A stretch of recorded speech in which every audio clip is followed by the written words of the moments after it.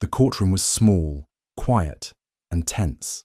The walls were lined with tired wood panels, and a single ceiling fan clicked slowly overhead. Emma Blake sat at the front of the room, alone at the plaintiff's table. Her hands were folded neatly in her lap, but her eyes, those sharp, clear eyes, were steady and unreadable.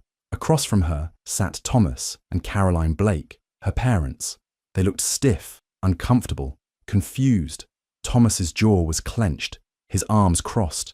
Caroline held her handbag tight, her fingers twitching at the strap. The judge adjusted his glasses and cleared his throat. "Miss Blake," he said gently, "before we proceed with the final reading, do you have anything you'd like to say?" Emma looked up. Her gaze didn't go to the judge. It went straight across the room to her parents. She stood slowly. Her movements were calm, controlled. She looked young, but there was something in her posture that made her seem older than her 26 years. For a long moment, she didn't speak. The room was still. Then, as if something inside her unlocked, her voice came. "I know you're wondering why we're here, why I filed this petition, why I came back home at all," she began. Thomas shifted uncomfortably. Caroline blinked fast, but said nothing. Emma kept speaking, each word more certain than the last. "All my life, you treated me like I was a burden, a mistake. I remember being 5 years old and asking for a hug, and you told me to go to my room. I remember standing in the hallway with a perfect report card, and you didn't even look at it. You just asked if I'd done the dishes." She paused. Her voice didn't shake, not even a little. "I cried alone, every night for years. And you both knew. You knew, and you didn't care." A brief flashback rippled across her memory. Caroline yelling in the kitchen, "What is wrong with you, Emma? Why can't you just be normal?" Thomas walking past her in the hallway like she was invisible. Emma, small and shaking under her blanket, biting her lip so she wouldn't make a sound. Emma blinked once and came back to the present. Her parents were staring at her now, Caroline's mouth slightly open, Thomas glaring, silent. Emma leaned forward just a little. "There's a document in that folder," she said, nodding toward the judge. "Something I've been working on for over a year, something you never saw coming." She paused. "And when you read it, you'll understand. You'll see exactly what I've done, what I've taken back." She straightened up, her voice now cold, still calm, but no longer soft. "Everything you ever thought about me was a lie." And with that, she sat back down. The room was still. The judge picked up the folder. Thomas's face was turning red. Caroline looked like she'd been slapped. Emma didn't look at them again. She just sat, waiting. Emma Blake grew up in a house where silence spoke louder than words. Her voice had been quiet for as long as she could remember, not because she didn't have anything to say, but because no one in her family ever truly listened. She was the only child of Thomas and Caroline Blake, two people more in love with their image than their daughter. Thomas had once been the respected police chief of their small town, a man of rigid routines and colder affection. He believed in rules, discipline, and appearances. Everything was about what others thought. Behind closed doors, though, he barely spoke to Emma unless it was to correct or criticize her. Affection, in any form, was absent. Caroline was a different kind of cruel. Her words were sugar-coated but sharp underneath. She called it tough love and claimed everything she did was to shape Emma into a proper woman. She went to church every Sunday, smiled at neighbors, and volunteered for community events. But at home, she was cold, distant, and always disappointed. When Emma cried, Caroline said it was drama. When she was quiet, she said it was disrespect. Growing up in the Blake house meant you learned quickly not to need anyone. When Emma was around 11, her mother's sister, Aunt Lydia, tried to step in. She noticed things. She saw the way Emma flinched when someone raised their voice. She saw how Emma's smile never quite reached her eyes. Lydia confronted Caroline one afternoon after church in front of the car, accusing her of being cruel. Caroline never forgave her for it. Lydia was banned from the house and told to stay out of their perfect family's business. Still, Lydia never stopped sending birthday cards to Emma, every year without fail. Emma got through high school quietly. She graduated top of her class but barely got a handshake from her father. Her mother only asked if she'd worn too much makeup to the ceremony. With no support, Emma worked part-time jobs and earned a scholarship to a small college. She didn't go far, just the next town over, but it was enough distance to breathe. She studied quietly, lived cheaply, ate ramen and borrowed textbooks. No one in her family knew she had switched her major halfway through her second year, from education to pre-law. They didn't ask. And when they did call, once or twice a month, it was to remind her to get serious about life. What they didn't know was that Emma had been volunteering at a community outreach centre since she was 20. She helped victims of domestic abuse fill out forms, helped struggling mothers find housing. She listened to people the way no one ever listened to her. Over time, those stories gave her courage. She finished college, started law school, slowly, secretly. She used her savings and worked part-time at the outreach centre. Her parents thought she was floundering, maybe even embarrassed of her. They told people she was in between paths and that they were praying for her. They had no idea she was already on one. Then something changed. A year ago, Emma discovered something buried in an old box of her mother's. Legal papers, forged signatures, a land deal that didn't make sense. At first, she thought it was a mistake, but the more she looked, the clearer it became. Her name had been used, without her knowledge, to sign off on a piece of land gifted to a religious non-profit her parents supported. But the non-profit didn't exist. It was a shell. Emma started asking quiet questions, gathering documents, tracing the money, and what she found made her stomach turn. The land had belonged to her grandmother, Aunt Lydia, and Caroline's mother. When she died, the land was meant to be shared equally between the sisters, but Lydia never got a cent. The papers were forged, signed, and funneled into a fake organisation run by Thomas and Caroline. It wasn't just fraud, it was theft, it was betrayal. Emma didn't scream, she didn't confront, she just started building her case step by step. She filed petitions quietly, used what little legal training she had, and leaned on someone she trusted, Ethan. Ethan had been her neighbour growing up, the boy who once helped her climb trees, who used to slip her comic books and sneak her snacks through her window. They lost touch when she went to college, but when she started her legal work, they found their way back. Now he was a lawyer, sharp, kind, and fiercely loyal. He didn't ask why she wanted the papers filed in her name. He just looked at her one night, really looked, and said, "Whatever this is, I've got you." Emma didn't say it aloud, but she loved him. She had for years. And now, after everything, she was ready. She wasn't the scared little girl hiding in her room anymore. She was the woman who filed the paperwork that would tear her parents' carefully built world apart. And they had no idea what was coming. It started a month ago. Emma had just finished her shift at the community centre when her phone rang. It was her mother. That alone was strange. They usually texted, short and cold. Caroline's voice sounded shaky. "It's your father. He collapsed during the Lions Club fundraiser. They think it's serious." Emma froze. She hadn't spoken to her father in weeks. Last time he barely said hello before criticising her life choices. Still, she felt a tightness in her chest. She didn't ask questions. She just said she'd be there by morning. When she arrived at the hospital the next day, Thomas looked smaller somehow. Not weaker, just less in control.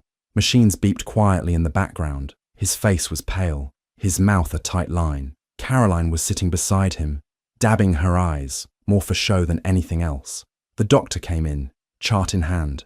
Words like degenerative nerve condition, slow decline, mobility loss floated in the air. Thomas didn't flinch. He asked about timelines, medication, what kind of chair he'd need eventually. Legacy, that's what he started talking about next. Legacy and reputation. That same evening, Caroline pulled Emma aside, her voice soft, almost gentle, too gentle. "Your father needs us now. You need to come home, just for a while." Emma hesitated, but something in her gut said yes. Not out of love, but out of a need to see for herself what was really happening. So she returned, moved into the guest room, kept to herself, cooked meals, drove her father to appointments, played the dutiful daughter. At first, it seemed like they had changed. Her father didn't yell. Her mother offered tea, but Emma had learned long ago to pay more attention to what wasn't said. Something felt off, a little too polite, a little too quiet.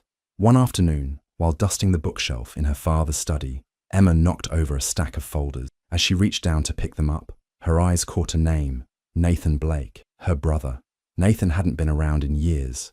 He left after a fight with Thomas when he was 19. He fell into drugs, bad debts, and worse people. He hadn't called, hadn't visited. He was the shame of the family, though her parents never spoke about it out loud.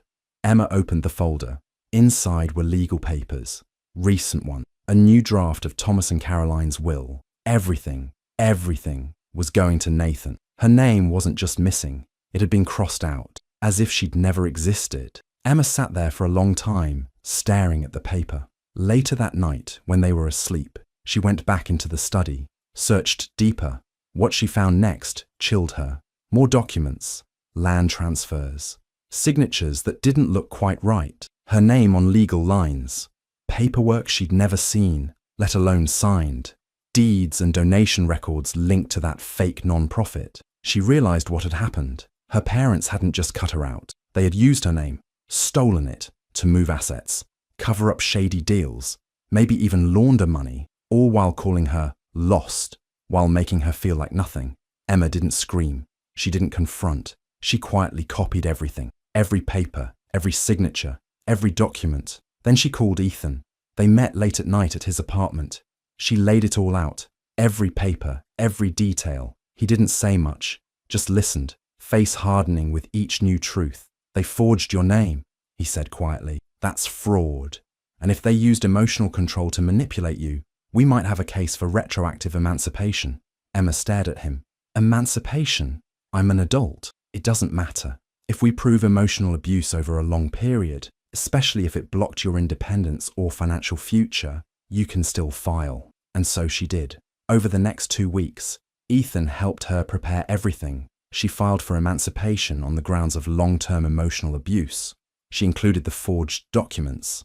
She blocked the current will in probate. She filed charges, quietly, through the courts. She didn't tell them she was leaving again. She packed her bag in the middle of the night, left a note that simply said, "You taught me silence. I've finally learned to use it." And just like that, Emma Blake disappeared from their house, but not from their lives, not from what was coming next. Emma sat across from her therapist, fingers twisted in her lap. The room was soft and warm, like walls, quiet music playing, but the weight she carried was loud, heavy. "I don't know how to be angry," she said finally. Her voice was low. "I've spent my whole life trying not to feel anything." The therapist nodded gently. "Because feeling got you punished." Emma looked down, her eyes stinging. She remembered it too clearly. The time she cried at the dinner table when her pet rabbit died. Thomas had slammed his hand on the table. "Stop it. You're not a baby." Another time she smiled when her artwork got picked for the school fair. Caroline said, "Don't show off. No one likes pride." It wasn't just words. It was the silence, the glances, the cold shoulder. Emotion was weakness. Emotion was shame. Week after week, Emma returned to that room, dug deeper, spoke louder. Sometimes she sobbed. Sometimes she just sat, staring into space. But slowly, she began to reclaim something she didn't know she had lost, her right to feel. Meanwhile, outside those 4 walls, the storm had begun. Thomas found out about the court filings first. The legal notice was delivered to their front porch. Emma had left no warning, no message, just a quiet explosion dropped in a sealed envelope. Thomas went red with rage. He punched the wall. He threw a glass. He shouted at Caroline, "She's ungrateful. She's hysterical. We took her in, gave her everything. This is how she thanks us." Caroline wept in public. She visited the church, the bakery, her friends. She clutched tissues and sighed. "Emma's troubled," she told people. "She's been unwell for years. We did our best. We always tried." And in a town like theirs, image was everything. The Blakes were respected. Thomas had worn a badge. Caroline hosted charity events. Emma, who had always kept to herself, now became the subject of whispers. She's suing her parents. What for? Didn't she have a breakdown in college? I heard she forged something. Maybe she's covering her tracks. Emma felt the stares at the grocery store. She heard the gossip in line at the pharmacy. Her name, her story, twisted and passed around like a rumor in high school. It got worse when the local paper ran a piece about the court filings. It didn't name her, but everyone knew. The Blakes, their daughter, private family matters. But then, something unexpected happened. Aunt Lydia came back. She walked right up to Emma's apartment one rainy afternoon and knocked on the door. When Emma opened it, her aunt didn't speak at first. She just hugged her, tight, like she hadn't had the chance in years. "I saw the article," Lydia said. "I've waited a long time for this." They sat down with tea. Lydia looked older, but not weaker. Her eyes still burned with the same fire. "There's something I never told you," she said softly, "and you deserve to know." She took a breath. "You're not Thomas's and Caroline's child. Not fully. Thomas had an affair years ago. A woman named June. You were born from that. Caroline agreed to raise you. Thomas promised to never speak of it. They told everyone you were theirs, but Caroline never forgave him, and she never forgave you for existing. Emma's throat tightened. Are you saying I was never really wanted? Lydia reached out, touched her hand. You were loved, just not by them. I tried to fight for you, Em. I tried. They shut me out. I'm so sorry. The truth hit like a wave, cold and hard, but in some strange way, it made sense. It filled in gaps she never understood, the distance, the silence, the punishments that never quite fit. That night, Emma cried again, but not like before. This time, the tears were hot and clean, a release. For a moment, though, the weight almost pulled her under. She wanted to quit, to let them win. Maybe she was crazy. Maybe it was easier to disappear again, like she always had. Ethan found her sitting on the kitchen floor, arms around her knees. I don't think I can do this, she whispered. Everyone thinks I'm a monster. He crouched beside her, looked into her tired eyes. Emma, he said, quiet but strong. You're not crazy. You're not broken. You're brave. They taught you how to disappear, but look at you now, you're standing up. She didn't reply, just leaned her head on his shoulder, let the silence settle around them. After a while, she whispered, what if I lose? Ethan kissed the top of her head. Then you lose fighting for the truth, but you won't, because the truth has already been set free, and that's the part they can't undo. And just like that, the storm inside her eased, just a little. She wasn't done. The town might still hate her. The courtroom was still waiting. But Emma was no longer that scared little girl. She had found her voice, and she wasn't going to give it back. The courtroom was full. It was the final day. Reporters sat quietly in the back, notebooks ready, cameras waiting outside. The Blake name had started to stir whispers across town, and now everyone wanted to see how it would end.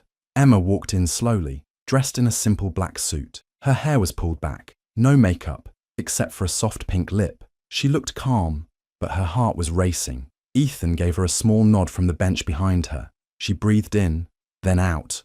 The judge called the room to order. Thomas sat beside his lawyer, stiff, jaw tight. Caroline wore pearls and a dark blue coat, her face unreadable, but her hands trembled. Emma stood. She looked small next to the tall oak table, but her voice was steady. I know the law, she said. I've studied it, and I know how it can be used to protect people, or silence them. She paused, letting the silence stretch.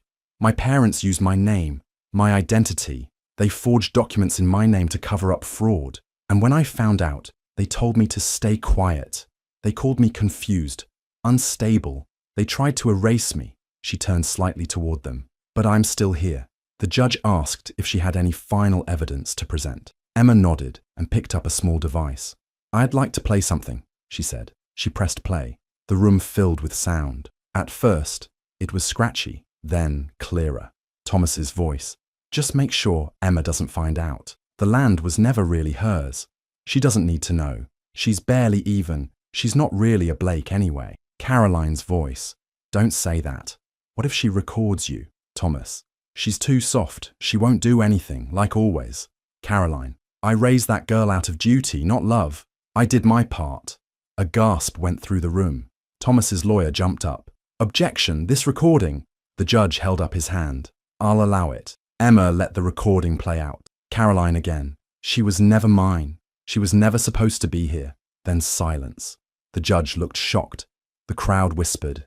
Even the reporters stopped writing for a moment. Caroline's face drained of all color. She stood, hands shaking. You twisted that, she snapped. That's not what I meant. Emma said nothing. You think you can ruin us? Caroline cried out, voice cracking. We gave you a home. We gave you everything. You were never mine. You hear me? Never. The courtroom froze. The judge banged his gavel. Mrs. Blake, sit down. But Caroline was already falling apart.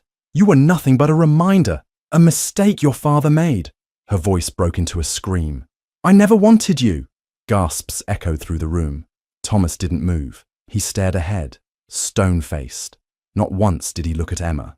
The judge paused, then slowly turned to the court clerk. Ensure this recording is entered into evidence. We'll continue in private chambers. Court was adjourned. Emma sat down. Her legs felt weak, her breath shallow. Ethan rushed to her side. You did it, he whispered. Reporters followed them outside, microphones and flashing lights. Emma, is it true? What's next for the Blake family? Did your mother really say those things? Emma didn't answer. She walked past them, into the open air. The sky was grey, but she felt light. She didn't win because of the courtroom. She won because finally the truth had a voice, and it was hers. The courtroom was quiet when the judge read the final decision. Emma stood still, her hands clasped together. Her heart thudded in her chest. Miss Blake, the judge said, looking at her over his glasses. This court grants your petition for retroactive emancipation. The evidence provided shows a consistent pattern of emotional abuse, financial manipulation, and identity fraud. Emma didn't move. The estate once owned by the Blake family, specifically the contested landholdings, is now under your control, effective immediately. A soft sound escaped her lips. Not a word. Just breathe. Ethan smiled at her. She looked back at him, eyes wide and a little dazed.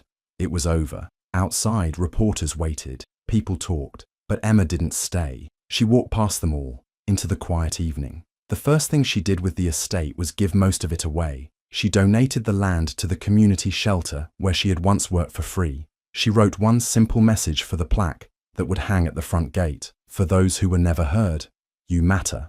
The media called it a bold move. Some said she was making a statement. But for Emma, it wasn't about making noise.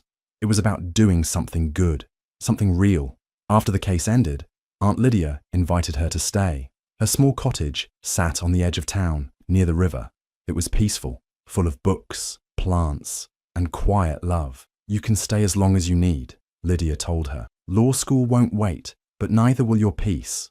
Emma smiled. For the first time in years, it reached her eyes. She moved in a week later, started online classes again. She studied late into the night, drank tea in the mornings, and sometimes, when the breeze was just right, she sat by the water and let herself breathe. Ethan visited often, at first, just as a friend, helping with papers, making her laugh, sitting beside her during long study nights.